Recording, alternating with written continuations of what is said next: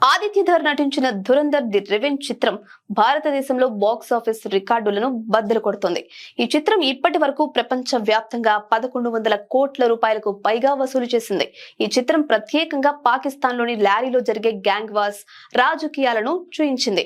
ఈ సినిమాను పాకిస్తాన్ లో బ్యాన్ చేసిన విషయం తెలిసిందే. అయినప్పటికీ పైరసీ చేసి మరి అక్కడ జనాలు ఈ సినిమాని వీక్షించారు. అయితే ప్రస్తుతం ఈ సినిమాపై పాకిస్తాన్ లోని లారీ ప్రాంత నివాసులు స్పందించారు. అక్కడి జనాలు వింత వాదనను ముందుకు తెచ్చారు.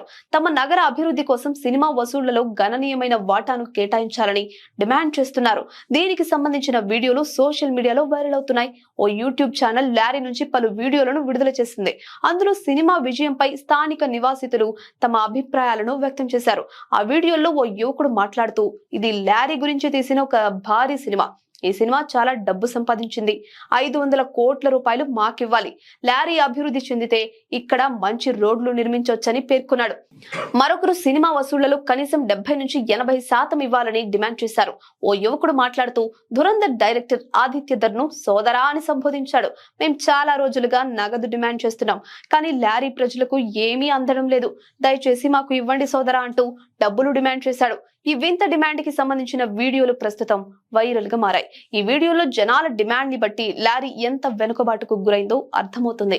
అంతేకాదు పాకిస్తాన్ లోకి కొన్ని ప్రాంతాల ప్రజలు ఈ సినిమాలో పాకిస్తాన్ పాత్రపై ఆగ్రహం వ్యక్తం చేస్తుంటే, లారీ ప్రజలు మాత్రం అవేవి పట్టించుకోకుండా నగర అభివృద్ధి కోసం డబ్బులు డిమాండ్ చేయడం గమనార్హం. ఇక ధురంధర్ చిత్రంలో రణ్వీర్ సింగ్ హంజా అని భారతీయ గూఢాచారి పాత్రను పోషించారు. అతను అండర్ వరల్డ్ ఉగ్రవాద నెట్వర్క్ ను నిర్మూలించడానికి లారీ ముఠాలోకి చొరబడతాడు. ఈ చిత్రం లారీలోని ముఠా ఘర్షణలను, రణవీర్ పాత్ర తన లక్ష్యాన్ని సాధించే క్రమంలో ఆ ముఠాకు ప్రధాన నాయకుడిగా ఎలా ఎదుగుతాడో చూపిస్తుంది. ఆదిత్యధర్ దర్శకత్వం వహించిన ఈ స్పై యాక్షన్ చిత్రంలో అర్జున్ రాంపాల్, ఆర్ మాధవన్, అక్షయ్ ఖన్నా, సంజయ్ దత్, రాకేష్ బేడి మరియు సారా అర్జున్ కూడా నటించారు. మొదటి పార్ట్ 1300 కోట్ల రూపాయలు వసూలు చేయగా, రెండవ చిత్రం ఇప్పటి వరకు 1100 కోట్ల రూపాయలకు పైగా వసూలు చేసి భారతదేశంలోని 770 కోట్ల రూపాయలకు పైగా రాబట్టింది.